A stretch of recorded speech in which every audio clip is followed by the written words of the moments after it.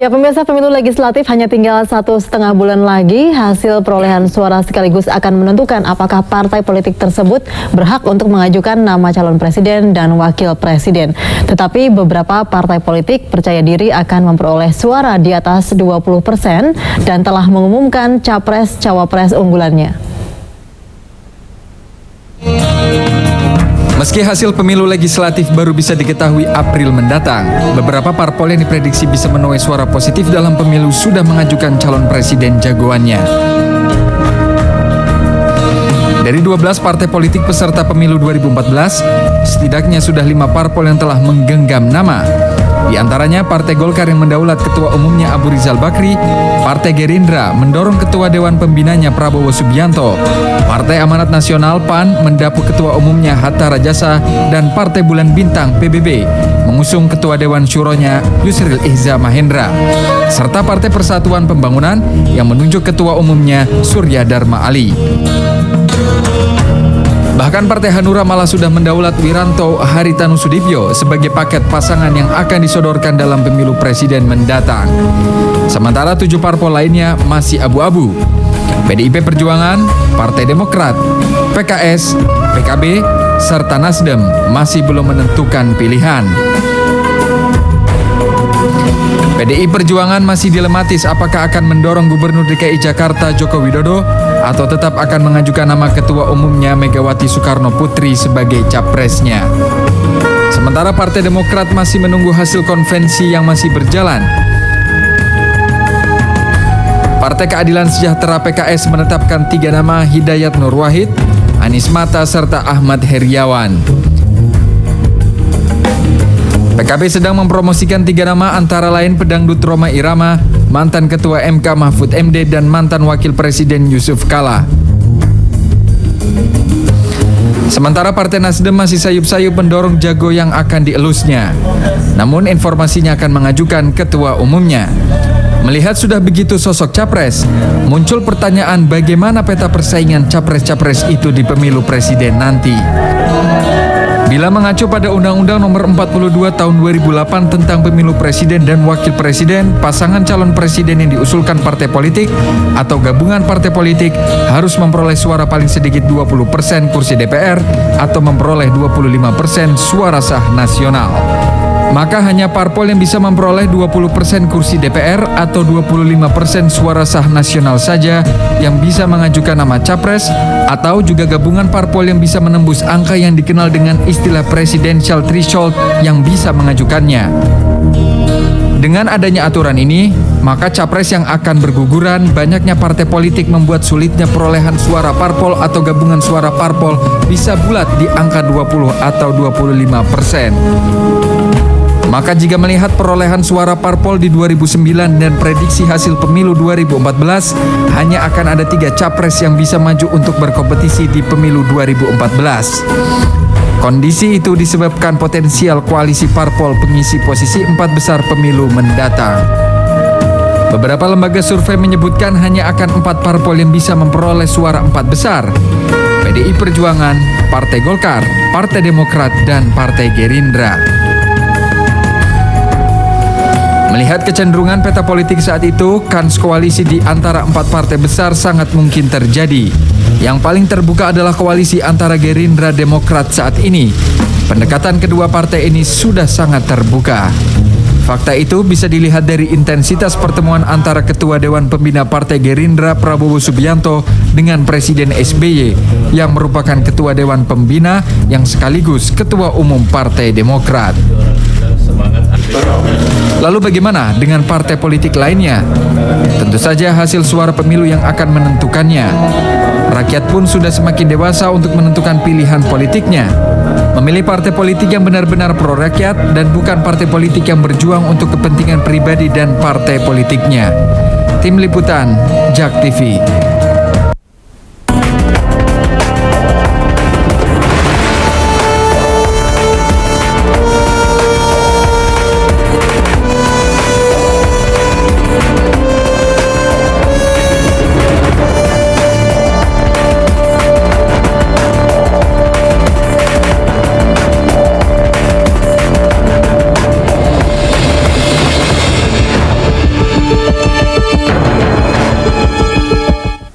Ya, terima kasih masih bersama kami pemirsa. Pemilu legislatif dalam hitungan bulan, 1,5 bulan lagi kita akan menjalani pemilu legislatif, dan juga menjadi perhatian bahwa saat ini partai-partai lebih gencar untuk mempromosikan capres-cawapresnya ketimbang dengan program-program politiknya. Dan tentu saja ada juga ujungnya yang ingin dicapai parpol, yaitu ingin meraih paling tidak presidensial threshold sehingga bisa mencalonkan pasangan capres dan cawapresnya. Namun demikian juga harus dipikirkan dengan siapa bisa berkoalisi. Kita akan berbincang mengenai hal ini bersama dengan 3 narasumber kita pada malam hari ini. Di sebelah saya adalah Bapak Refrizal, beliau adalah Sekretaris Fraksi PKS DPR RI, sekaligus juga anggota Komisi 6. Ya, Assalamualaikum. Waalaikumsalam Pak Refrizal. Dan dengan Mas Gugun Herianto, pengamat politik, selamat malam. Selamat malam. Ya, dan juga dengan Bapak Arief Wibowo, Sekretaris Badan Pemenangan Pemilu PDI Perjuangan. Baik, saya ke Mas Gugun dulu nih. Mas Gugun merangkum dari apa yang terjadi belakangan ini begitu ya. Tampaknya yang lebih diangkat ke muka adalah bagaimana para parpol itu untuk menjagokan capres-cawapres mereka masing-masing. Iya, karena tentu partai berharap bahwa pada saat dia mempublikasikan figur itu bisa menjadi insentif elektoral bagi partai. Makanya beberapa partai yang sebetulnya dia berhitung ketika memunculkan figur ini paling tidak menghilangkan atau merestriksi lebih tepatnya faksi di tubuh partai, yang notabene bisa aja kemudian menjadi satu situasi yang dinamis di internal partai. Makanya kemudian ada partai-partai yang sedari awal sudah sebut nama, seperti misalnya Golkar dengan Pak RB.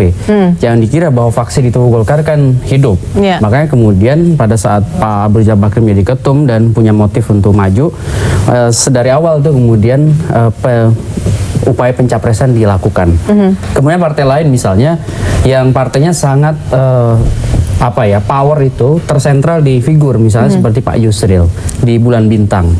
Kemudian saya lihat misalnya posisi Pak Surya Paloh yang juga belum mendeklarasikan. Ini kan terkait dengan nanti upaya-upaya untuk menginisiasi kerja komunikasi politik dan kekuatan lain, termasuk PDIP nih, partainya Pak Arief. Saya melihat ini soal momentum. Jadi strategi dalam memenangi kontestasi. Salah satu caranya adalah bagaimana dia mengupayakan satu momentum yang pas. Misalnya, apakah sebelum pemilu legislatif atau setelah pemilu legislatif. Kalau saya melihat, ini juga bisa menjadi satu hal yang harus menjadi catatan kritis bagi PDIP. Kalau misalnya setelah pemilu legislatif, akankah undecided voters itu bisa kemudian lari dari PDIP misalnya, karena melihat ekspektasinya sekarang kan ada pada sosok Pak Jokowi misalnya. Ternyata misalnya tidak. Nah, itu kalau misalnya di launching atau dideklarasikan setelah pileg, itu bisa juga menjadi blunder bagi PDIP. Dan memang tampaknya sekarang lebih banyak ke capres-capresnya yang diumumkan, seperti dari PKS ada 3 nama yang di sounding bakal calon presiden yang akan dibawa oleh PKS. Nah, ini memang sekarang kan pileg dulu yang mau dihadapi nih Pak Refrizal. Tapi demikian memang apakah memang tadi seperti disampaikan Mas Gun bahwa ini ingin mendongkrak citra partai sehingga figur-figur inilah yang dipasang? Kalau PKS dari awal kita memang habis pileg menentukan calon presidennya. Itu konsisten dari awal. Nggak pernah kita menyampaikan sebelum pileg Itu udah keputusan PKS sejak awal. Bukannya buru-buru, dari sekarang kita. Ini mengajukan 3 nama, apakah ini strategi juga untuk supaya dari pileg ini semua faksi itu juga terbawa? Tadinya malah 5 nama. Karena kita karena belum definitif kan biasa banyak Itu internal PKS yang menentukan. Tidak perlu pakai konvensi. Kita cukup dengan pemirsa dengan biaya yang tidak begitu banyak, kita bisa menentukan calon presiden dari PKS dengan mudah. Artinya memang ini juga salah satu strategi juga agar pemilu legislatif bisa terdongkrak dengan harapan bisa mengejar presidensial threshold. Strategi itu sah-sah saja Namanya juga orang mau bertanding, masing-masing punya strategi masing-masing. Tidak ada larangan dalam berpolitik, kita tidak ada larangan. Itu sah-sah saja. Dalam laporan kami sebelumnya mengatakan bahwa parpol yang raih suara besar adalah PDIP, Golkar, Demokrat, dan Gerindra. PKS tidak disebut di sini, menurut Anda? Enggak apa-apa, bagus. Jadi kita malah bersemangat untuk naik. Justru kalau disebut nomor 1, nanti nomor 7 juga nggak bagus. Targetnya berapa persen sih Pak untuk PKS? Target pemilu legislatif adalah 3 besar. Itu targetnya. 3 besar. Baik, saya sekarang ke Pak Arief dari. Kalau di Sumatera Barat target saya 1 besar. 1 besar ya, karena dari asal daerah asal. Baik, saya ke Pak Arief Wibowo nih. Pak Arief, memang PDIP yang saat ini memang ditunggu-tunggu begitu ya, siapa yang akan menjadi diajukan sebagai capres cawapres dari PDIP. Tiap hari bergulir nama-nama dari PDIP begitu ya. Silakan Pak Arief. Ya, saya kira itu satu tanda yang baik ya.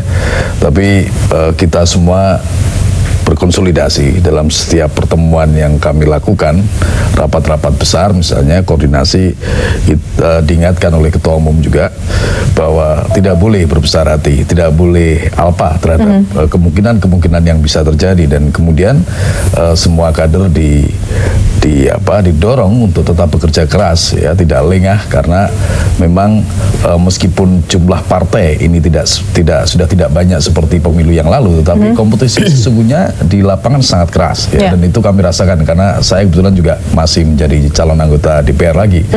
Nah, itulah sebabnya maka konsolidasi internal partai dan perluasan dukungan itu yang sekarang sedang dilakukan oleh seluruh jajaran partai ya, mulai dari Sabang sampai dengan Merauke. Kita berharap kelak jika kita memang sudah mengambil satu keputusan tentang siapa calon presiden terutama dan calon wakil presidennya, itu memang didukung oleh perolehan suara sekaligus perolehan kursi yang signifikan ya. Tidak saja kami bisa mencalonkan sendiri, misalnya saja tidak ada teman yang bisa diajak koalisi secara ideologis.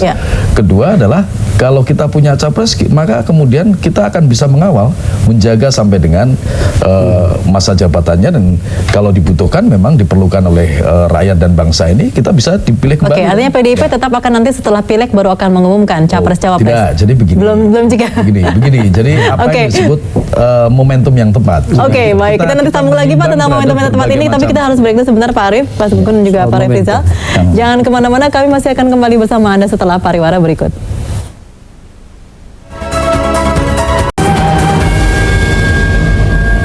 Ya, sebelum kita lanjutkan perbincangan, pemirsa, Undang-Undang Nomor 42 Tahun 2008 tentang Undang-Undang Pemilihan Presiden dan Wakil Presiden mengisyaratkan perolehan suara 20% kursi DPR atau 25% suara nasional. Juru bicara DPP Partai Demokrat Ruhut Sitompul mengatakan jika tidak memperoleh suara 20%, Demokrat akan berkoalisi dengan beberapa partai, diantaranya PKPI dan partai-partai oposisi. Sementara juru bicara Partai Golkar Tantowi Yahya mengaku partainya belum memiliki rencana berkoalisi hingga menunggu hasil pemilu legislatif pada April mendatang. Mungkin yang suka menusuk kami dari belakang itu kita evaluasi lagi. Tapi udah langsung ada beberapa yang kepingin bergabung. Seperti partainya Pak Sutioso, ya PKPI, seperti partai-partai yang dulu oposisi sekarang mau bergabung. Setelah si April baru ketahuan nih siapa pemenang pemilunya, kita dapat berapa, siapa tahu kita dapat lebih dari 20%. 30. Ya, itu kan target. Mantap ya. Iya, saya rasa partai lain juga tinggi-tinggi tuh, ada 30, 35. Yang namanya target ya harus ditentukan setinggi mungkin. Nah, nanti kita lihat tercapainya berapa. Nah, dari situ baru kita ketahuan tuh partai ini akan berkoalisi dengan siapa. Tapi kita yakin lah kita akan. Ya, semuanya target-target optimis tentunya ya untuk pemilu mendatang. Baik Mas Gunggun, kalau kita lihat bahwa biasanya kan kalau dalam sebuah parpol seperti misalnya di Amerika Serikat begitu, mereka memiliki visi dan misi yang cukup jelas. Jadi ketika memilih Demokrat adalah kita memiliki konsekuensi program-program seperti itu dan lainnya juga dengan Republik begitu. Namun demikian tampaknya kalau di kita belum terlihat lebih jelas bedanya antara mungkin mohon maaf PKS dan juga PDIP begitu ya. Tapi lebih sekali lagi mengandalkan sosok figur ketimbang dengan visi misi. Ya, memang tidak apple to apple saya sebetulnya membandingkan antara situasi Indonesia dengan Amerika, karena Amerika itu kan biparti, sehingga jelas Republikan begini, Demokratik begini, platformnya juga jelas, nilai distinktif itu muncul pada saat perang gagasan di pemilu. Tetapi di kita ini kan menganut multi partai ekstrim ya, karena partai lebih dari 5. Dan memang di hampir seluruh negara penganut presidensial, ya sistem presidensialisme yang bersanding dengan multi partai ekstrim itu tidak ada yang kemudian sukses. Tidak ada yang sukses. Karena? Nah, makanya karena itu tidak ada platform yang jelas juga, karena memang bedanya tipis-tipis begitu antara program-programnya. Sebetulnya sederhana, kerap kali orang yang kemudian menjadi pemenang itu terjebak pada koalisi besar yang sebetulnya tidak berbasis platform, tidak berbasis ideologi, tidak berbasis program, tapi sebetulnya berbasis pragmatisme. Contoh misalnya, kita bisa lihat siapapun saya kira yang memenangi kontestasi, misalnya taruhlah Pak SBY 2004 dan 2009, dia membangun koalisi misalnya seperti 2009 6 partai kan, termasuk partai PKS. PKS belum mau satu. Ya, dan itu saya kira kemudian memosisikan investasi kekuasaan itu mengalami yang disebut dengan, kalau istilah saya itu obesitas kekuasaan. Nah, obesitas kekuasaan itu menyebabkan apa? Menyebabkan elit yang kemudian dimandati ya, seperti presiden yang dimandati kekuasaan itu harus memosisikan diri dalam zona nyaman kekuasaan. Artinya ini yang kemudian yang menjadi bermasalah. Nah, padahal saya kira harusnya ke depan ini 2014 dan ke depan koalisi itu memang, kalau sekarang sistemnya masih ekstrim seperti sekarang, itu betul tadi disebut ada menjadi sebuah keniscayaan. Hanya masalahnya harus kemudian diupayakan teman-teman yang kemudian di partai politik dan besok kemudian menjelang pencapresan itu jangan hanya semata-mata orientasi kekuasaan yang sifatnya transaksional, tetapi harus berbasis platform yang jelas. Kalau sama platformnya bersatu, kemudian membangun pemerintahan yang jauh lebih ramping dari investor itu. Tadi obesitas kekuasaan menarik sekali ya Mas Gun Gun ya. Artinya selama ini jangan-jangan memang pembangunan Indonesia juga nggak begitu tidak begitu dapat diperhatikan dengan lebih jelas rakyat ini, karena memang lebih sibuk dengan tadi mengakomodasi kepentingan masing-masing partai yang masuk dalam koalisi. Ya, akhirnya kan kemudian presiden sibuk mengelola transaksi elit dibanding distribusi kesejahteraan. Nah, itu. Oke, baik, kita angkat telepon dari pemirsa ya Bapak-bapak ya. Halo, selamat malam. Halo, selamat malam Bu. Iya, dengan Bapak siapa di mana Pak? Bapak Erwin di Cijantung. Silakan Pak Erwin. Selamat malam Pak. Malam. Gini Pak ya, kalau mendapat ya, kalau dipikir sekarang ini, cobalah kita tirulah kayak di negeri Cina, seorang di presiden sanggup membawa peti mati. Kalau saya melakukan korupsi, inilah peti mati akan saya bawa. Jadi sebenarnya korupsi itu Pak harusnya ya jangan selalu mengingat dan menimbang. Jadi rakyat ini udah bingung dengan kemiskinan. Nah, jadi supaya adalah satu calon Indonesia ini, kalau saya menjadi presiden, ini sebuah tandu 101 buat saya. Jadi seandainya kalau saya korupsi, ini yang akan saya liang lahat. Oke, baik, terima kasih Pak Erwin di Cijantung ya. Artinya memang menginginkan adanya capres atau mungkin mereka yang maju orang-orang yang berkualitas begitu ya. Baik, kembali lagi tadi ke perbincangan kita dengan dengan tamu kita di studio mengenai tadi koalisi dan juga capres. PKS untuk tahun ini koalisi apakah juga akan melakukan sama seperti dengan tahun-tahun 2009? Bagusnya memang koalisi itu sebelum pemilihan presiden. Jadi tidak ada lagi koalisi setelah pemilihan presiden. Sekarang kan koalisinya untuk yang orang pemilihan presiden ada koalisi hilap, ada koalisi baru lagi ya. Artinya nanti akan berbeda koalisinya. Kalau kemarin kan sudah ada gengnya nih ya, Demokrat dalam kita tidak menentukan dengan siapa ya. Nanti kita setelah 9 April kita akan menentukan siapa deh. Apa sih dasar PKS untuk melakukan koalisi? Kalau tadi Mas Gun Gun mengatakan harusnya memiliki platform yang jelas yang sama. Platform adalah yang sangat utama. Pemerintahan korupsi kita juga sangat utama. Makanya kami termasuk yang membongkar kasus Senturi, karena kita tidak ada platform kita mempertahankan korupsi bersama-sama berkursi dalam teman koalisi sekalipun. Itu adalah komitmen kita bersama-sama. Baik, kalau gitu. Terima kasih. Nanti kita akan sambung lagi dalam bagian berikutnya. Masih ada satu bagian lagi Pak Arief juga, dan tetaplah bersama kami. Kami akan kembali bersama Anda setelah jeda berikut.